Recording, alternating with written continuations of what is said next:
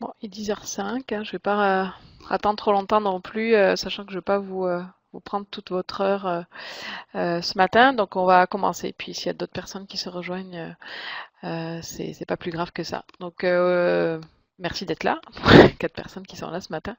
N'hésitez pas à m'interrompre si vous avez des questions ou des commentaires. Donc là, les nouveautés du module circulation, il y a certaines choses peut-être que vous avez vues, notamment la première, je sais qu'il vous enchante pas forcément, mais c'est pour faire afficher les prêts dans l'onglet, dans le dossier de l'utilisateur. Donc ça a été rajouté pour gagner de la vitesse. Alors ça vous gagne pas forcément de la vitesse puisqu'il faut en fait, ça demande un clic de plus pour faire afficher le tableau des prêts. Il y a l'option ici, toujours afficher immédiatement. Une fois que c'est coché pour cet usager-là, ça va rester affiché. Mais vous l'avez peut-être déjà vu, mais il faut le faire pour chaque usager. Il n'y a rien, pour l'instant en tout cas, qui permet, comme une préférence système, de faire afficher tout le temps le tableau des prêts. En fait, c'est le code en arrière de cette page-là qui change pour mettre du code Ajax. Là. Me demandez pas ce que c'est, mais c'est en programmation, ça fait pas afficher directement le tableau, ce qui permet d'aller plus vite normalement quand on charge une page où il y a beaucoup de prêts, donc il y aurait une dizaine de prêts avant le tableau donc se charger. Et on devait attendre qu'il se charge avant de pouvoir faire un prêt. Maintenant, quand on arrive dans cette page-là, bon, c'est sûr que là j'ai coché, donc ça va s'afficher tout le temps. Mais si c'était pas coché, je pourrais scanner directement sans faire afficher tous les prêts.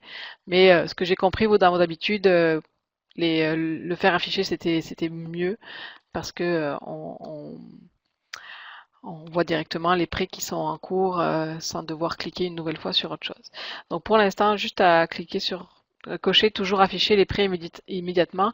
J'ai essayé de trouver un. Non, c'est conservé pour chaque session, puis vous n'avez pas besoin de le refaire pour cet usager-là, mais il faut faire pour chaque usager. J'avais essayé un code JavaScript pour faire cocher automatiquement, mais il fonctionne pas plus que ça. Je sais que Marilyn, ça avait l'air de fonctionner pour vous, mais j'ai essayé sur d'autres instances, puis ça fonctionnait pas. Donc je suis encore en train de chercher une façon pour que ce soit coché automatiquement pour ceux qui veulent, dans le fond, avec du code JavaScript. Donc ça, c'est une des nouveautés. Mais tant que je suis dans l'onglet, dans le dossier de l'usager, il y a des nouvelles choses par rapport au renouvellement. Il y a plusieurs choses qui ont été mises en place pour le renouvellement en circulation. Donc déjà, il y a cette case-là, renouvellement automatique. Ça peut être caché aussi avec du code JavaScript. Je crois que Marilyn, on l'a fait à Edouard pour éviter les erreurs. Mais si vous cochez cette case-là, votre document sera mis comme un renouvellement automatique, c'est-à-dire que quand il va arriver à échéance, donc là je l'ai fait pour ce document-là, il y a un message qui dit programmé pour un renouvellement automatique. Dans ma règle de circulation, c'est 10 jours de prêt, donc ça veut dire que et j'ai droit à 3 renouvellements. Donc au bout, quand le document va arriver à échéance, donc le jour normalement du retour, il va se renouveler automatiquement pour 10 jours de plus si ma période de renouvellement est de 10 jours également, et ainsi de suite. Ça peut être utile si jamais, peut-être pour les prêts de session ou pour des prêts à des profs qui sont récurrents sur plusieurs mois. Donc, vous pouvez les faire en début d'année puis mettre un renouvellement automatique. Comme ça, vous n'avez plus à y penser. Mais si vous voulez cacher cette option parce que vous avez peur que ce soit coché par erreur, avec du code JavaScript, on peut le cacher. Ça, c'est un des premiers trucs de renouvellement. Autre chose sur les renouvellements, c'est dans les règles de circulation. Juste le renouvellement automatique est inscrit aussi dans les règles de circulation. Mais pour l'instant, peu importe si c'est marqué oui ou non dans les règles de renouvellement automatique, j'ai pas trop compris encore, mais il suffit de cocher ici si vous voulez que le renouvellement automatique soit activé, même si c'est désactivé dans votre préférence, dans votre règle de circulation. Donc, effectivement, si vous voulez le cacher si vous avez peur qu'il y ait des erreurs qui soient faites, c'est peut-être la meilleure solution. Mais sinon, il y a une nouvelle colonne renouvellement automatique. Vous avez la possibilité de choisir oui ou non. Mais quoi qu'il arrive, si vous marquez non, mais que vous cochez renouvellement automatique, le renouvellement automatique va se faire. Donc, c'est juste une précaution à prendre. Oui, Anne-Gaëlle. Tu parlais de la préférence système, est-ce que tu l'indiques quelque part? pour casser le Non, mais je me suis renouvellement. peut-être trompée. Oui, mais en fait, c'est du code JavaScript. Il est dans le wiki. Je pense que j'avais mis le code parce que je l'avais trouvé. Je vais aller voir, mais je pense qu'il y était. Donc, c'est code JavaScript pour l'intranet. Il doit être dans les derniers. Euh, ouais, c'est ça. Cacher la fonctionnalité renouvellement automatique dans le dossier de l'usager. Donc, c'est ces deux lignes-là que tu peux mettre dans ta préférence système intranet user Ok, JS parfait. si tu veux pas que ce soit c'est pas une préférence système qu'on active ou pas, en tout cas pas encore, mais là on peut le cacher en tout cas si avec du code JavaScript. Ok, merci. C'est bon? De rien. Donc j'étais dans les règles de circulation. Ce qui est nouveau également pour le renouvellement, c'est pas de renouvellement avant. Donc ça veut dire que bon là dans ma règle de circulation, bon j'ai 10 jours de prêt et ensuite j'ai trois renouvellements permis pour 10 jours à chaque fois. Mais je peux maintenant rentrer une nouvelle valeur, pas de renouvellement avant. Ça veut dire que on ne voulait pas que le renouvellement soit fait. euh, comment dire?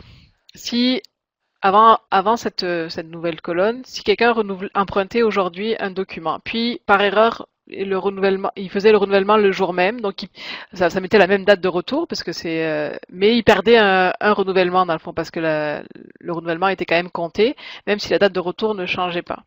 Mais en mettant pas de renouvellement avant, par exemple, si vous pouvez mettre 10 jours, ça veut dire que la personne ne pourra pas renouveler avant sa prochaine, avant d'arriver à l'échéance du prêt. Je ne sais pas si c'est clair, mais je vais vous montrer un exemple tantôt.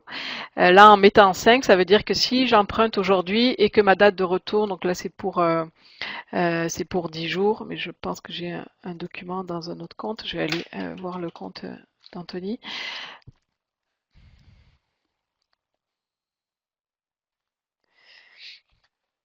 Donc là, on voit le pas de renouvellement avant, c'est par rapport à la règle de circulation où j'ai mis 5 pour les étudiants.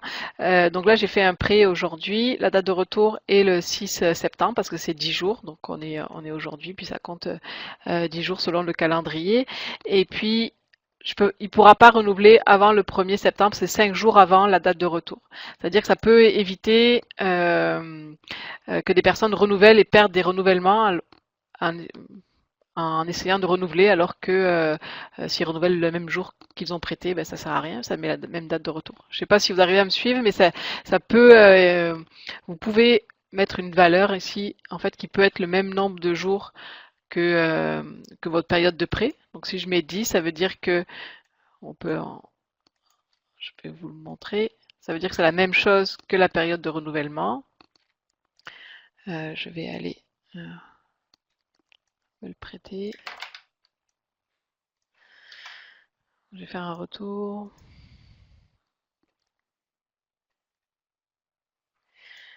Je vais le reprêter.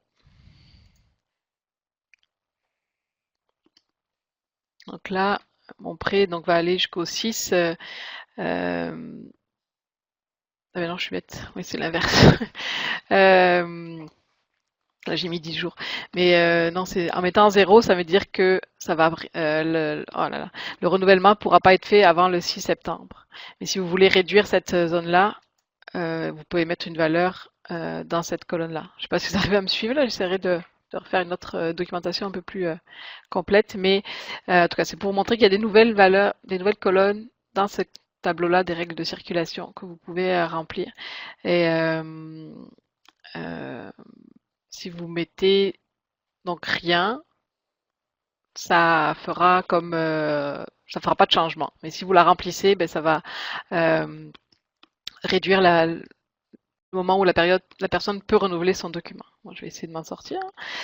Euh, dans le tableau des règles de circulation, tant que j'y suis, il y a une nouvelle, c'est pour les suspensions.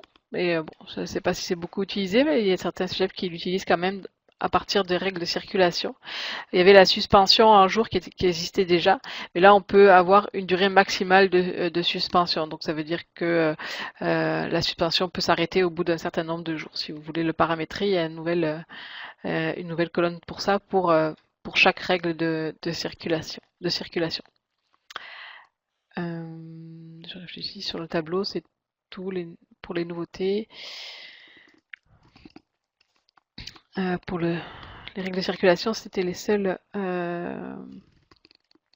nouveautés. Et je reste encore dans les renouvellements. Il y a encore un nouvel outil pour les renouvellements. C'est un outil de renouvellement rapide, mais je pense que je vous en avais déjà parlé. Si vous voulez pas aller dans le dossier de l'usager, bon, ça peut être aussi dangereux, mais il y a un outil qui s'appelle renouveler. Donc là, je vais aller voir. Ou quand vous allez essayer de renouveler, donc si vous avez beaucoup des renouvellements à faire en lot, ben en lot, sans devoir aller dans le dossier de l'utilisateur, vous pouvez scanner les documents. Puis après, selon là par exemple, j'ai arrivé à mes mais je peux pas être renouvelé avant le 27 août, ça c'est selon la règle de circulation. Donc est-ce que je outrepasse le blocage de renouvellement, c'est-à-dire est-ce que j'autorise le renouvellement quand même, ou est-ce que j'ignore et je continue. Donc là c'est selon ce que vous voulez faire. Puis vous pouvez recommencer, faire d'autres renouvellements. Je vais aller dans un dossier d'utilisateur. Hmm.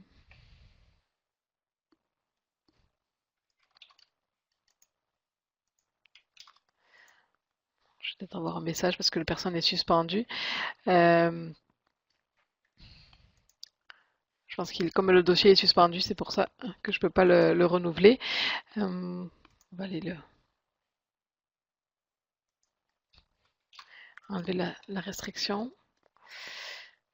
Bon, d'avoir autre chose qui empêche le document. Mais comme il est en retard, donc je pense qu'il peut plus être. C'est lequel que j'ai essayé de renouveler. Parce qu'il y a des réservations aussi. Donc, j'ai peut-être pas pris le bon exemple. Je vais pas regarder. Bon, je pense que comme c'est un document est en retard, il peut pas être renouvelé. Mais cet outil-là est disponible. On peut pas le cacher. Ben, je pourrais le cacher si jamais vous voulez pas aussi y avoir accès. Mais il n'y a pas de préférence système pour l'activer ou pas. Il est comme toujours, toujours là. Euh, Pas de questions particulières. Je vais continuer sur d'autres nouveautés. Vous pouvez faire afficher maintenant un message lors d'un retour de document, mais c'est par type de document. Donc, il y a une fonctionnalité qui va avec la réserve des cours qui fait que quand un document revient de la réserve, si le document appartient à la réserve, il y a un message qui indique renvoyer ce document à la réserve. Mais vous pourriez mettre le même genre de message pour d'autres types de documents si vous voulez par exemple pour les expositions ou si des documents que vous voulez mettre de côté quand ils vont retourner. Ça marche maintenant avec le type de document. Donc, par exemple, je vais aller modifier mon type de document. Vous avez une nouvelle fonction ici, message au retour.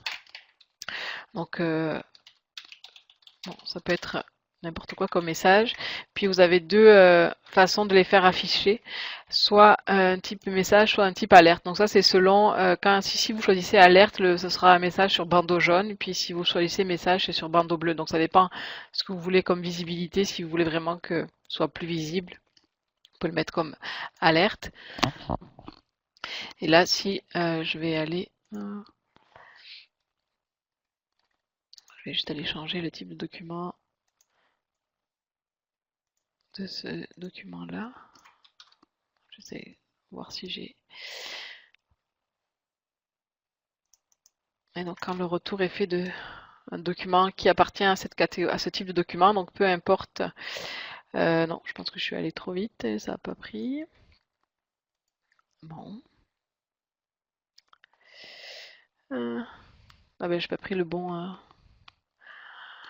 Bon, ça va bien mon affaire. Je vais aller.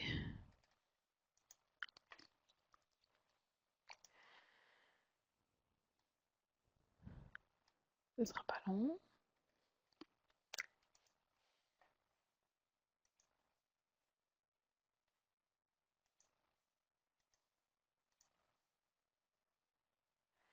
Ok. Bien dessiné, donc là c'est bon.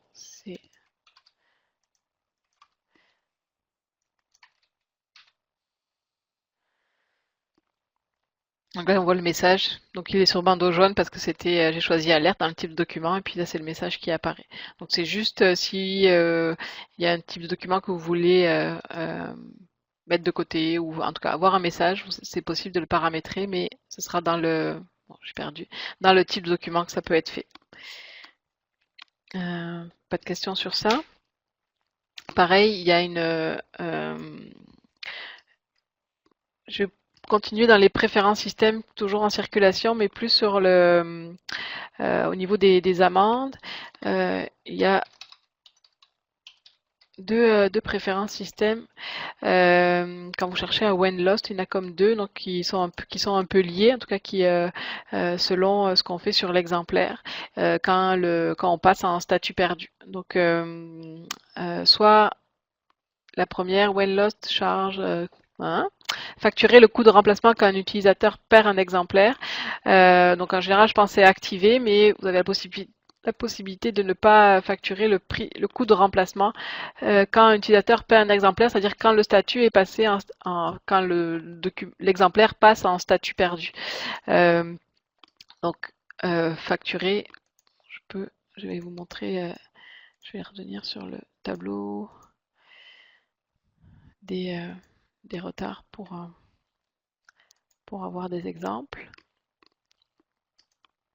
Puis après, pendant que le tableau se charge, l'autre préférence système, c'est effacer les amendes sur un exemplaire quand il est perdu. Donc pareil, quand le statut d'un exemplaire passe en perdu, est-ce que vous voulez effacer ou ne pas effacer les amendes qui sont en lien avec cet exemplaire-là? Donc c'est pas toutes les amendes du compte, mais bon, je ne sais pas si c'est dans vos politiques, mais vous pourriez, je pense que par défaut, c'est marqué à ne pas effacer, mais si vous vouliez effacer les amendes sur un exemplaire quand celui-ci est perdu, vous pourriez le faire. Je vais aller prendre ce compte-là par exemple.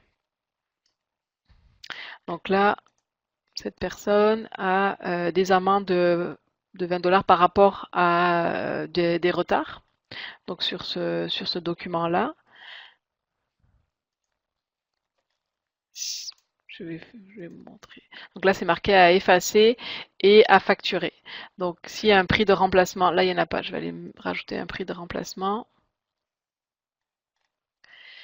Je vais marquer pour le voir assez. Donc ce document-là est prêté. Quand je vais le passer en statut perdu ici, donc le retour du document va être fait, ça c'est comme automatique.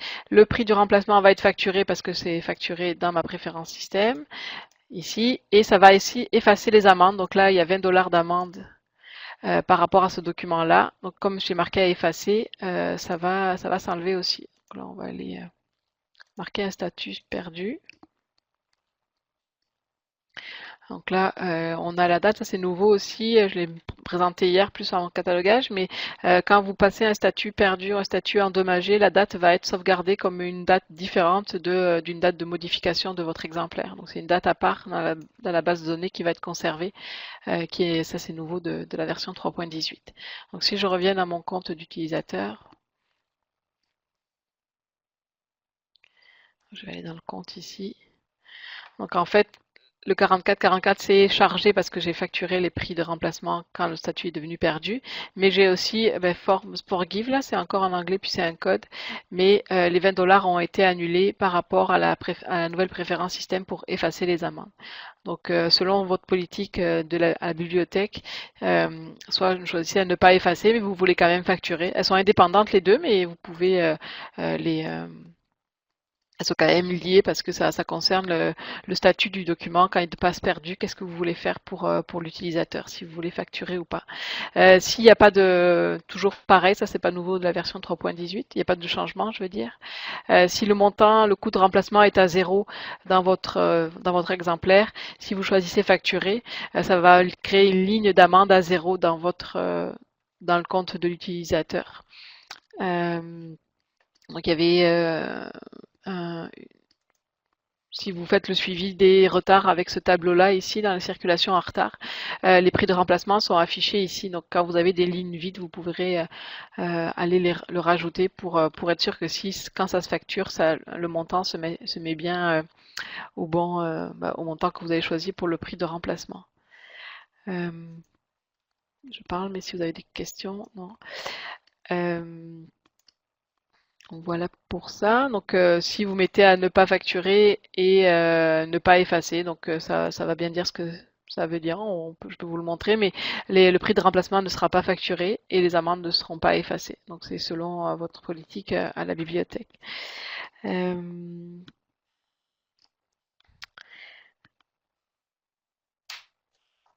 Toujours dans les préférences système pour la circulation, une qui, je pense, vous intéressera. En tout cas, il y a une préférence système par rapport à l'envoi des avis de retard. Avant, le calendrier n'était pas respecté, c'est-à-dire que des avis de retard pouvaient s'envoyer selon vos déclencheurs, mais les gens pouvaient recevoir des avis de retard des jours où la bibliothèque était fermée. Par exemple, le dimanche, là, si ça tombait sur 5-6 jours d'avis de retard, mais en tout cas, l'avis de retard s'envoyait quand même un dimanche ou si vous étiez fermé. Maintenant, vous avez une préférence système. Donc c'est dans l'onglet circulation politique de prêt. Vous avez le choix, prendre en compte le calendrier ou ignorer le calendrier dans le calcul des cycles de réclamation. Les traductions sont toujours un peu bizarres, mais donc si vous voulez prendre en compte les jours de fermeture, donc pour que dans le fond ça saute les jours de fermeture dans l'envoi des avis de retard. Donc ça c'est nouveau de la version 3.18, je pense que ça peut intéresser pas mal, mais donc c'est selon votre calendrier aussi, mais maintenant vous avez le choix. Avant c'était forcément ignorer, mais là vous avez le choix ignorer ou prendre en compte le calendrier pour les avis de retard. S'il n'y a pas de questions, je continue. Vous m'interrompez s'il y a une autre préférence système. Là, je mettrai la liste dans l'article puis je vais le documenter aussi avec des plus détaillés. Ça, c'est aussi par rapport aux restrictions. Je ne sais pas si vous l'utilisez, en tout cas, si vous suspendez les dossiers au bout du 3e avis, par exemple, donc ça se paramètre dans les déclencheurs de notification, vous pouvez suspendre les comptes d'utilisateurs. Et donc, il y a une nouvelle préférence système si la personne qui est suspendue ramène ses documents, vous pouvez automatiquement enlever ces restrictions, dans le fond. Donc ça, c'est lors du retour. Si la personne a été suspendue après des avis de retard, si vous mettez à permettre, donc ça veut dire que si elle ramène ses documents, son compte ne sera plus suspendu. Donc ça, c'est selon aussi vos politiques de circulation à la bibliothèque.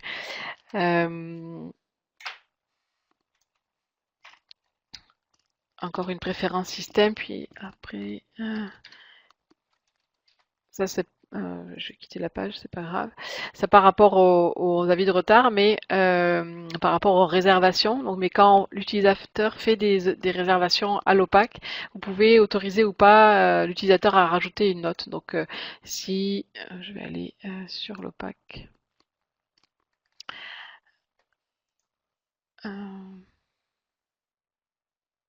Je vais aller chercher une notice qui est empruntée pour faire une réservation. Je vais me connecter.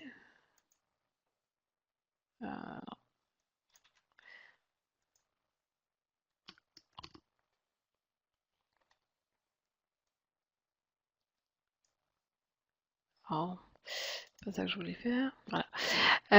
Donc je vais aller réserver là, comme j'ai activé la préférence système pour la note.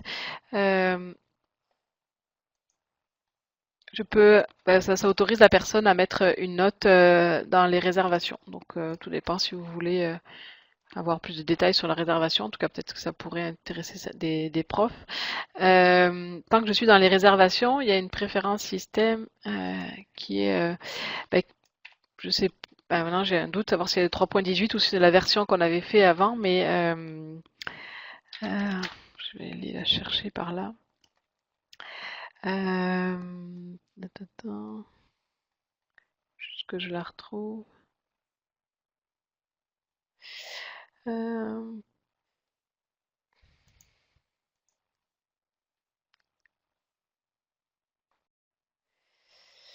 ben, c'était forcé, mais je la retrouve plus. Attendez, je pense qu'elle ne la trouvera pas. Cette préférence système-là, opaque item all, autorisé, forcé ou ne pas autorisé. En mettant à forcer, je pense que c'est peut-être ce qui peut vous arranger le plus quand vous avez des notices avec plusieurs exemplaires. Il me semble que je l'avais déjà montré, mais euh, quand on met à forcer, je vais revenir sur ma notice. Bon là, il n'y a qu'un exemplaire, mais en mettant à forcer, ça va obligatoirement ouvrir en fait cette page-là et la personne devra choisir un exemplaire. C'est parce que si vous avez plusieurs exemplaires dans une notice, certains sont empruntés et d'autres sont disponibles. Si c'est pas à forcer, mais que la personne réserve sans forcément choisir un exemplaire, mais ça va prendre le prochain exemplaire disponible et c'est pas ce que vous voulez forcément. Vous voulez que ce soit des exemplaires qui sont empruntés, qui peuvent seulement être réservés. Donc en mettant à forcer, ben, là on voit la note aussi du premier coup, sans devoir afficher plus les options. La personne si elle veut vraiment réserver, ben, doit choisir un exemplaire qui est réservable dans le fond et pas qui est disponible. Et s'il y avait un exemplaire disponible ici, elle ne pourrait pas le cocher parce que selon votre politique de circulation, on peut réserver que des documents qui sont empruntés. Et ça, je pense que c'était, vous l'avez déjà testé plus ou moins parce que c'était de la version qu'on avait fait au printemps, avant la grosse migration.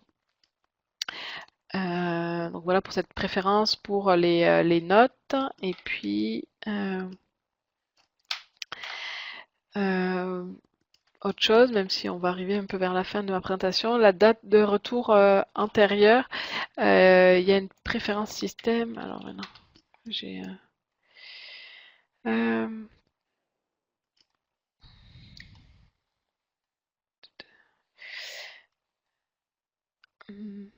voilà, c'est une nouvelle, vous avez la spécifie due date, ça c'est pas nouveau de cette version, mais ça permet de mettre, de fixer une date de retour manuelle au moment du prêt. Vous avez un peu la même préférence système pour le retour. Donc si vous voulez mettre une date de retour antérieure, donc on est d'accord que c'est pour dans le cas où vous étiez fermé, plus que qu'une journée, parce que quand vous mettez en boîte de retour, ça mettra le retour 24 heures avant, si vous étiez ouvert. Mais cette option-là, spécifier une date de retour, donc ça c'est la préférence système que je l'ai activée, je pourrais spécifier une date de retour antérieure à la date du jour. Donc ça peut arriver d'être un cas où vous fermez pendant 3 jours, c'était pas prévu, donc pour pas que des amendes soient comptées ou que vous voulez annuler mettre des retours antérieurs, ça pourrait être utilisé, mais ça s'active avec une préférence système. Mémoriser pour le prochain retour, ça veut dire que si vous avez toute une liste de documents à faire retourner pour la même date, vous pourriez ne pas avoir à rentrer la date à chaque fois. Donc la préférence système, elle n'est pas activée par défaut normalement. C'est si jamais ça apparaît dans votre case ici, ça se désactive avec une préférence système. Pour le coup, c'est pas du code JavaScript à mettre. C'est ça. Je pense que j'ai fait, ben là il est 10h, 11h moins 20, là, je fais un peu vite aussi. Mais je sais pas si vous avez des questions particulières par rapport à ce que j'ai présenté, des choses que vous voulez que je revienne, mais j'ai un peu fait le tour des nouveautés, même il y a encore des préférences système qu'il faut que je documente. Là, il y en a eu beaucoup pour cette version. Des questions? Non? Ou des choses qui vous semblent bizarres? Je réfléchis en même temps. Ah, je vais aller ouvrir mon... Euh,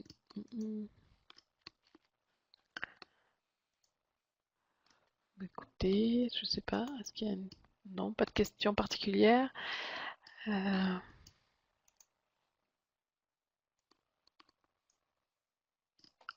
réfléchis, je voulais ouvrir mon...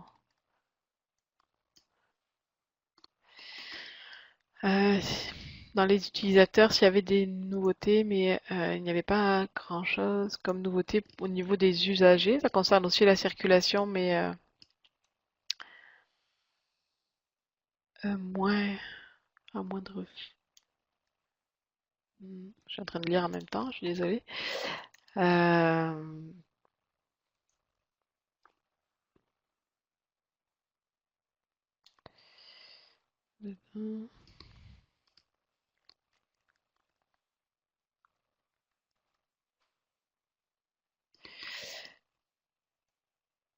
Ouais, ça on l'avait un peu vu tantôt. Euh, Dans le rapport ici, il y a des nouvelles colonnes qui ont été rajoutées, mais en même temps, je pense que je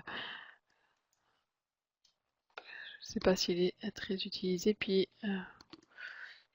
bon, là c'est sûr, je suis en affichage CSV, mais il y a une nouvelle colonne qui a été deux nouvelles colonnes pour le numéro. Ben, ce rapport-là a été modifié avec le numéro de téléphone qui n'était pas avant dans ce rapport-là, apparemment. Et puis le numéro de carte de il y avait le borrower number, mais là il devrait y avoir le card number, je le vois pas d'ailleurs. Euh, je sais pas si certains l'utilisent. Attendez, faudrait que je regarde. Est-ce que vous aviez des questions ou des commentaires? Sinon, je vous retiens pas plus là, si pour vous c'est correct. Puis la vidéo sera sur le site dans la journée. Puis je vais continuer à documenter aussi, mais en faisant plus des captures d'écran et des articles sur un peu ce que je vous ai dit pour les retrouver plus facilement sur le site. Euh,